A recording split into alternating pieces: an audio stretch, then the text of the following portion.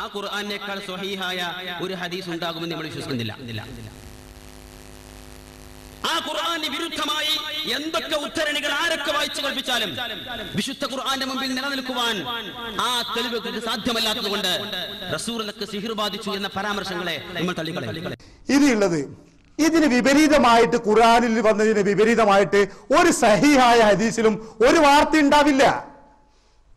ഖുർആനിൽ പറഞ്ഞിരിക്കുന്ന ഒരു യാഥാർത്ഥ്യത്തിന് നിരക്കാത്ത, ഒരു പരമാർത്ഥത്തിന്, ഒരു വസ്തുതയ്ക്ക് നിരക്കാത്ത, യോജിക്കാത്ത ഒരു പരാമർശവും ഒരു സഹീഹായ ഹദീസിലും ഇല്ല, ബുഖാരി മുസ്ലിമിലും ഉണ്ടാവില്ല.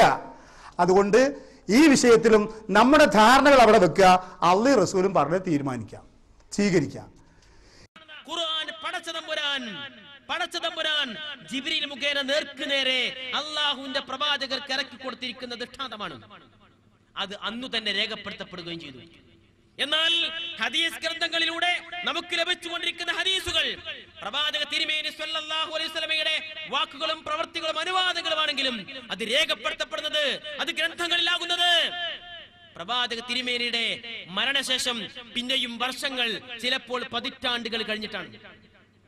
സ്വാഭാവികമായ മാനുഷികമായ പോരായ്മകളും അബദ്ധങ്ങളും അതിൽ കടന്നുകൂടാമെന്ന് വിശ്വസിക്കുകയും എന്നിട്ട് അള്ളാഹുവിന്റെ ഖുർആനിൽ ഒരിക്കലും അബദ്ധം സംഭവിക്കില്ല എന്ന് ഉൾക്കൊണ്ടുകൊണ്ട് ആ ഖുർആനിന്റെ മാർഗം സ്വീകരിക്കാൻ നാം ശ്രമിക്കാതെ പോയാൽ വിശുദ്ധ ഖുർആന് വിരുദ്ധമായി സംസാരിച്ച് അക്രമികളും വഴിപടച്ചവരുമായി മാറേണ്ടി വരും എന്നതെങ്കിലും ഓർക്കാൻ നമുക്ക് സാധിക്കണം.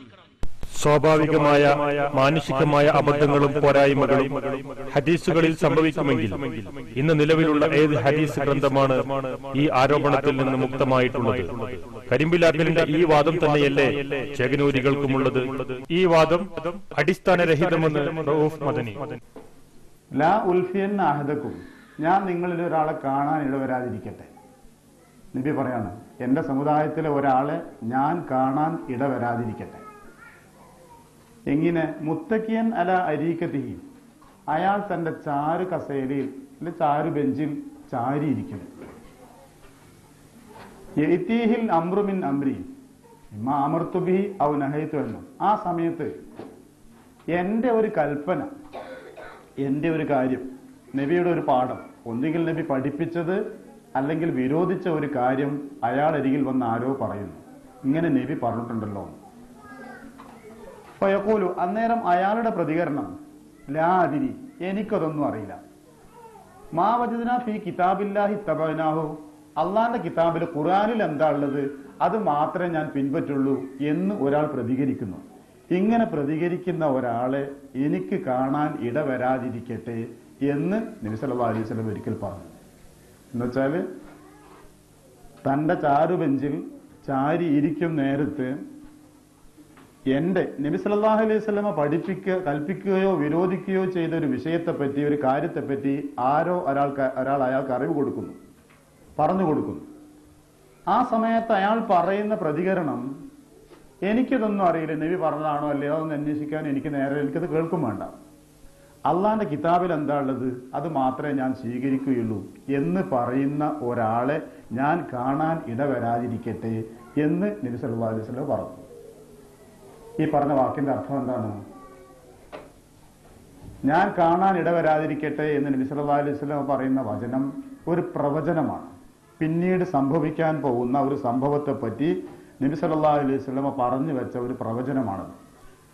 എന്താണ് അതിന്റെ ആശയം? ഇതാണ്, ഇനി ഒരു കാലം വരും, സഹാബികളോടാണ് സംസാരിക്കുന്നത്, ഇനി ഒരു കാലം വരും, ആ കാലത്ത് ഹദീസിൽ ഇങ്ങനെയുണ്ട്, നബി സല്ലല്ലാഹു അലൈഹി വസല്ലം കൽപ്പിച്ചിട്ടുണ്ട്, നബി സല്ലല്ലാഹു അലൈഹി വസല്ലം നിർദ്ദേശിച്ചിട്ടുണ്ട് എന്നിങ്ങനെ ചില ആളുകളോട് പറഞ്ഞു കൊടുത്താൽ, മുസ്ലിങ്ങളായ ആളുകളോട് പറഞ്ഞു കൊടുത്താൽ, അത് സ്വീകരിക്കുന്നതിന് പകരം, അത് അംഗീകരിക്കുന്നതിന് പകരം ഹദീസുകൾ സ്വീകരിക്കാൻ എന്നെ കൊണ്ട് പറ്റില്ല, സുന്നത്തുകൾ എനിക്ക് കേൾക്കേണ്ടതില്ല, വിശുദ്ധ ഖുർആനിലുള്ള വല്ല ആയത്തുമുണ്ടെങ്കിൽ എനിക്ക് കേട്ടേച്ചാൽ മതി എന്ന് പറഞ്ഞുകൊണ്ട് ഹദീസുകൾക്ക്, പ്രവാചകന്റെ വാക്കുകൾക്ക്, നിർദ്ദേശങ്ങൾക്ക് പുറംതിരിഞ്ഞു നിൽക്കുന്ന കുറെ ആളുകൾ ഈ സമുദായത്തിൽ ഉണ്ടാവാൻ സാധ്യതയുണ്ട് എന്ന പ്രവചനമാണ് നബി സല്ലല്ലാഹു അലൈഹി വസല്ലം നടത്തിയത്. നബി നടത്തിയ ഒരു പ്രവചനവും നടക്കാതെ പോയിട്ടില്ല, പുലരാതെ പോയിട്ടില്ല, പുലർന്നുകൊണ്ടേയിരിക്കുന്നു. ബാക്കി ചിലത് പുലരും, അത് സംഭവിക്കുമെന്ന കാര്യം ഉറപ്പാണ്. ഇത് പുലർന്നോ ഈ സംഭവം? ഖുർആനെ കണ്ടാൽ ഖുർആനിൽ ആശയം കണ്ടാൽ പിന്നെ ഹദീസ് കാണുമ്പോൾ ഒച്ചാനിച്ച് നിൽക്കുന്ന സ്വഭാവം അവർക്കുണ്ടായിരുന്നില്ല. അതുകൊണ്ടാണ് ആദ്യകാല മുജാഹിദ് പണ്ഡിതന്മാർ മുഴുവൻ പറഞ്ഞത് സിഹിർ ഫലിക്കൂല, മുഹമ്മദ് നബിക്ക് സിഹിർ വലിച്ചാണ് ശരിയല്ല എന്ന് വെട്ടിത്തുറന്ന് അവർ പറഞ്ഞു. റസൂലുള്ളാഹിക്ക് സിഹിർ ബാധിച്ചു എന്ന പരാമർശങ്ങളെ നമ്മൾ തള്ളിക്കളയും. ഒരു ഹദീസ് എത്ര സ്വഹീഹാണെങ്കിലും എത്ര സ്വഹീഹാണെന്ന് പറഞ്ഞാലും ആ ഹദീസ് ഖുർആന് വിരുദ്ധമാണെങ്കിൽ സ്വീകരിക്കണമെന്ന് എവിടുന്നാ മനസ്സിലാക്കിയത്? ഒന്നുകിൽ അനുകൂലമായി വ്യാഖ്യാനിക്കാൻ പറ്റുമോ നോക്കുക, അല്ലെങ്കിൽ തള്ളിക്കളയാ. ഖുർആൻ പടച്ചതമ്പുരാൻ ജിബ്രീൽ മുഖേന നേർക്കുനേരെ അള്ളാഹുവിന്റെ പ്രവാചകർക്ക് ഇറക്കി കൊടുത്തിരിക്കുന്ന ദൃഷ്ടാന്തമാണ്. അത് അന്നു തന്നെ രേഖപ്പെടുത്തപ്പെടുകയും ചെയ്തു. എന്നാൽ ഹദീസ് ഗ്രന്ഥങ്ങളിലൂടെ നമുക്ക് ലഭിച്ചുകൊണ്ടിരിക്കുന്ന ഹദീസുകൾ പ്രവാചക തിരുമേനി സ്വല്ലല്ലാഹു അലൈഹി വസല്ലമയുടെ വാക്കുകളും പ്രവൃത്തികളും അനുവാദങ്ങളുമാണെങ്കിലും അത് രേഖപ്പെടുത്തപ്പെടുന്നത്, അത് ഗ്രന്ഥങ്ങളിലാകുന്നത് പ്രവാചക തിരുമേനിയുടെ മരണശേഷം പിന്നെയും വർഷങ്ങൾ, ചിലപ്പോൾ പതിറ്റാണ്ടുകൾ കഴിഞ്ഞിട്ടാണ്. സ്വാഭാവികമായ മാനുഷികമായ പോരായ്മകളും അബദ്ധങ്ങളും അതിൽ കടന്നുകൂടാമെന്ന് വിശ്വസിക്കുകയും സ്വാഭാവികമായ മാനുഷികമായ പോരായ്മകളും അബദ്ധങ്ങളും അതിൽ കടന്നുകൂടാമെന്ന് വിശ്വസിക്കുകയും സ്വാഭാവികമായ മാനുഷികമായ പോരായ്മകളും അബദ്ധങ്ങളും അതിൽ കടന്നുകൂടാമെന്ന് വിശ്വസിക്കുകയും എന്നിട്ട് അള്ളാഹുവിന്റെ ഖുർആനിൽ ഒരിക്കലും അബദ്ധം സംഭവിക്കില്ല എന്ന് ഉൾക്കൊണ്ടുകൊണ്ട് ആ ഖുർആനിന്റെ മാർഗം സ്വീകരിക്കാൻ നാം ശ്രമിക്കാതെ പോയാൽ വിശുദ്ധ ഖുർആന് വിരുദ്ധമായി സംസാരിച്ച് അക്രമികളും വഴിപടച്ചവരുമായി മാറേണ്ടി വരും എന്നതെങ്കിലും ഓർക്കാൻ നമുക്ക് സാധിക്കണം.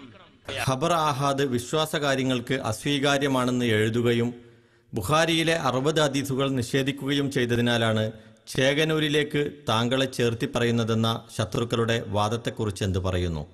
ഞാൻ അതിൻ്റെ വിശദീകരണം നൽകുകയുണ്ടായി. ഖബർ വായിദ് പിൽക്കാലത്താണ് ഈ പ്രശ്നമൊക്കെ ഉണ്ടാവുന്നത്. നബിൻ്റെ കാലത്ത് നബിൻ്റെ വായിൽ നിന്ന് കേട്ടാൽ ഖുർആൻ കിട്ടുന്ന അതേ അറിവ് തന്നെ ഹദീസ് കൊണ്ടും കിട്ടും. പിന്നീട് 200 കൊല്ലം കഴിഞ്ഞിട്ട് ആണ് ഹദീസ് ക്രോഡീകരിക്കുന്നത്. അപ്പോൾ മുസ്ലിം പണ്ഡിതന്മാർ, ഹദീസ് പണ്ഡിതന്മാരെല്ലാം ഹദീസിനെ രണ്ടായി തിരിക്കുകയാണെന്ന് മുത്തവാത്തിർ ഖബർ വായിദ് എന്നുള്ളത്. ആ ഖബർ വായിദ് അഖീദക്ക് പറ്റുകയില്ല എന്ന് ഞാൻ ഉണ്ടാക്കിയ ഉസൂലൊന്നുമല്ല. നബി സല്ലല്ലാഹു അലൈഹി വസല്ലം കാലഘട്ടത്തിൽ തന്നെ ഹദീസിന്റെ ക്രോഡീകരണം ആരംഭിച്ചിരിക്കുന്നു, എഴുത്ത് ആരംഭിച്ചിരിക്കുന്നു. എന്നിട്ട് പിൻതലമുറകളിൽ അത് ആവർത്തിച്ചു. ഔദ്യോഗികമായി അതിന്റെ പ്രവർത്തനങ്ങൾ ആരംഭിക്കുന്നത് ഉമർ ബിൻ അബ്ദുൽ അസീസ് റഹ്മത്തുള്ളാഹി കാലഘട്ടത്തിന് മുമ്പാണ്. അപ്പൊ 2 നബി മരിച്ചൊരു 200 കൊല്ലങ്ങൾക്ക് ശേഷം സാഹസപ്പെട്ട് എഴുതിയുണ്ടാക്കിയതല്ല. ജീവിച്ചിരിക്കുന്ന സമയത്ത് തന്നെ പറയുകയും പഠിക്കുകയും എഴുതി വെക്കപ്പെടുകയും ചെയ്ത, പിന്നീട് അത് സ്വാഭാവികമായും എഴുതി വന്ന ഒരു ഗ്രന്ഥത്തിന്റെ പൂർത്തീകരണങ്ങൾ മാത്രമാണ് ഇമാം ബുഖാരിയിലൂടെയും മുസ്ലിമിലൂടെയും സംഭവിക്കുന്നത് എന്ന് തിരിച്ചറിയാം. നാം സാധാരണ ധരിച്ചു വെച്ചിരിക്കുന്ന ഒരു ധാരണ അത് തിരുത്തുന്നില്ല. നബി സല്ലല്ലാഹു അലൈഹി വസല്ലം കാലഘട്ടത്തിൽ സുന്നത്തുകൾ തീരെ രചിക്കപ്പെട്ടില്ല, എഴുതി വെച്ചില്ല, ഖുർആൻ മാത്രമേ എഴുതി വെച്ചിട്ടുള്ളൂ എന്നൊരു ധാരണ ലേശം വിവരമുള്ളവരെയൊക്കെ സ്വാധീനിച്ചു കാണും. ഞാനതിനെ ധാരണ എന്ന് പറയാൻ കാരണം അതിൽ അബദ്ധമുള്ളത് കൊണ്ടാണ്. ഹദീസ് ഗ്രന്ഥങ്ങളിലൂടെ നമുക്ക് ലഭിച്ചുകൊണ്ടിരിക്കുന്ന ഹദീസുകൾ പ്രവാചക തിരുമേനി സ്വല്ലല്ലാഹു അലൈഹി വസല്ലമയുടെ വാക്കുകളും പ്രവൃത്തികളും അനുവാദങ്ങളുമാണെങ്കിലും അത് രേഖപ്പെടുത്തപ്പെടുന്നത്, അത് ഗ്രന്ഥങ്ങളിലാകുന്നത് പ്രവാചക തിരുമേനിയുടെ മരണശേഷം പിന്നെയും വർഷങ്ങൾ, ചിലപ്പോൾ പതിറ്റാണ്ടുകൾ കഴിഞ്ഞിട്ടാണ്. സ്വാഭാവികമായ മാനുഷികമായ പോരായ്മകളും അബദ്ധങ്ങളും അതിൽ കടന്നുകൂടാമെന്ന് വിശ്വസിക്കുകയും എന്നിട്ട് അള്ളാഹുവിന്റെ ഖുർആനിൽ ഒരിക്കലും അബദ്ധം സംഭവിക്കില്ല എന്ന് ഉൾക്കൊണ്ടുകൊണ്ട് ആ ഖുർആനിന്റെ മാർഗം സ്വീകരിക്കാൻ നാം ശ്രമിക്കാതെ പോയാൽ വിശുദ്ധ ഖുർആന് വിരുദ്ധമായി സംസാരിച്ച് അക്രമികളും വഴിപടച്ചവരുമായി മാറേണ്ടി വരും എന്നതെങ്കിലും ഓർക്കാൻ നമുക്ക് സാധിക്കണം. പിൽക്കാലത്താണ് ഈ പ്രശ്നമൊക്കെ ഉണ്ടാവുന്നത്. നബിൻ്റെ കാലത്ത് നബിൻ്റെ വായിൽ നിന്ന് കേട്ടാൽ ഖുർആൻ കിട്ടുന്ന അതേ അറിവ് തന്നെ ഹദീസ് കൊണ്ടും കിട്ടും. പിന്നീട് 200 കൊല്ലം കഴിഞ്ഞിട്ട് ആണ് ഹദീസ് ക്രോഡീകരിക്കുന്നത്. പിന്നീട് 200 കൊല്ലം കഴിഞ്ഞിട്ട് ആണ് ഹദീസ് ക്രോഡീകരിക്കുന്നത്. പിന്നീട് 200 കൊല്ലം കഴിഞ്ഞിട്ട് ആണ് ഹദീസ് ക്രോഡീകരിക്കുന്നത്. ഞാൻ നേരത്തെ പറഞ്ഞത് നബി സല്ലല്ലാഹു അലൈഹി വസല്ലം കാലഘട്ടത്തിൽ തന്നെ എഴുതി വെച്ചു. ആ എഴുത്തിന് സമ്പ്രദായങ്ങൾ ഉണ്ടായിരുന്നു. അത് പല നിലക്കും പിന്നെങ്ങനെ വിപുലപ്പെട്ടു വന്നു. അത് ഔദ്യോഗികമല്ല, പലരും പഠിച്ചറിഞ്ഞ് ബോധത്തോടെ സഹാബികളും താബികളും എഴുതിക്കൊണ്ടുവന്ന. സർക്കാർ നേർക്ക് നേരെ ഉത്തരവാദിത്തം ഏറ്റെടുത്തിട്ട് ഈ ഉത്തരവാദിത്തം ചെയ്യുന്നത് ഖലീഫ ഉമർ അബ്ദുൽ അസീസിന്റെ കാലഘട്ടത്തിലല്ല. ഉമർ അബ്ദുൽ അസീസിന്റെ കാലഘട്ടം 1-ാം നൂറ്റാണ്ട് കഴിയണം. 1-ാം നൂറ്റാണ്ട് അവസാനിക്കും മുമ്പേ നിങ്ങളിന്റെ കൂടെ വന്നേ പറ്റൂ. എന്തിനാണെന്നറിയോ? ഹദീസുകൾ പ്രവാചകൻ ഒരാൾ മരിച്ചിട്ട് 200 കൊല്ലത്തിന് ശേഷം അയാളെ പ്രവൃത്തികൾ എഴുതാൻ മെനക്കെട്ട സംശയം തോന്നും നമുക്ക്. എന്ത് പറഞ്ഞാലും എന്തെങ്കിലും തെറ്റ് വന്നിട്ടുണ്ടാവും തോന്നും. 200 കൊല്ലം കഴിഞ്ഞിട്ടല്ല എഴുതുന്നത്. 100 കൊല്ലം കഴിയും മുമ്പേ പ്രവാചകൻ 10-ൽ മരിച്ച് 70-കളിലും 75-ലും തന്നെ ഒരു 10-50 വർഷം കേട്ട് പഠിച്ച ശിഷ്യന്മാർ അവിടെ ജീവിച്ചിരിക്കുന്നുണ്ട്. പ്രവാചകന്റെ ശിഷ്യന്മാർ മരിച്ചു തുടങ്ങിയില്ല. ആ സമയത്ത് തന്നെ എഴുതുന്നു. എന്താ സംഭവം നിങ്ങള്?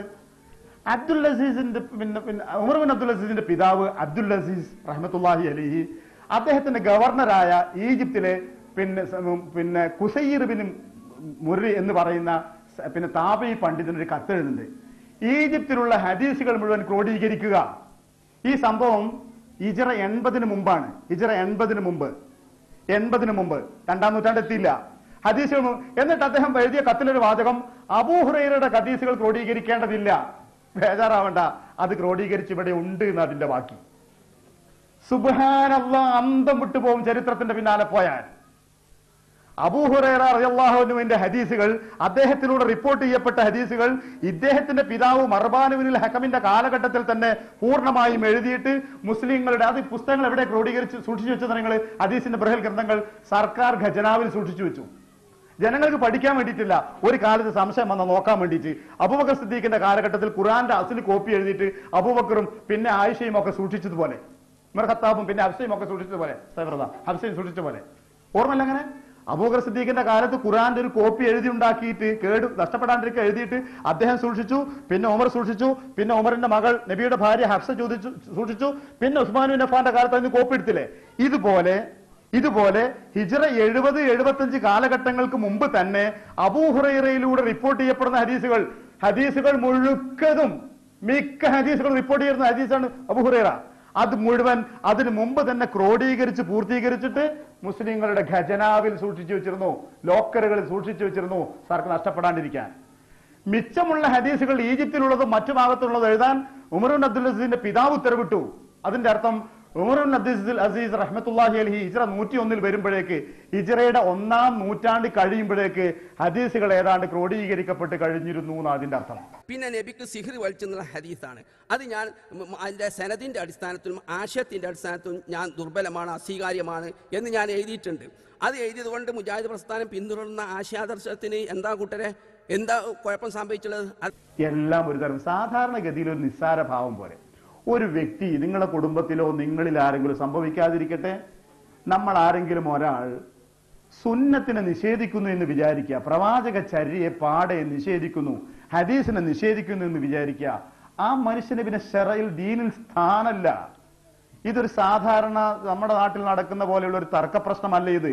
ഒരു മനുഷ്യൻ ആ അസുഖത്തിൽ പെട്ടുപോയാൽ, ആ ചിന്താഗതിയിൽ പെട്ടുപോയാൽ അയാൾ പിന്നെ ദീനിൽ സ്ഥാനമല്ല അയാൾക്ക്. ഇതൊരു സാധാരണ കൈകെട്ടുന്ന വിഷയം പോലെ, ബാങ്ക് വിളിക്കുന്ന വിഷയം പോലെ, സലാം പറയുന്ന വിഷയം പോലത്തെ ഒരു സാധാരണ വിഷയമല്ല ഇത്. അതുകൊണ്ടുകൂടിയാണ് ഞാൻ ഈ കാര്യം പറയാൻ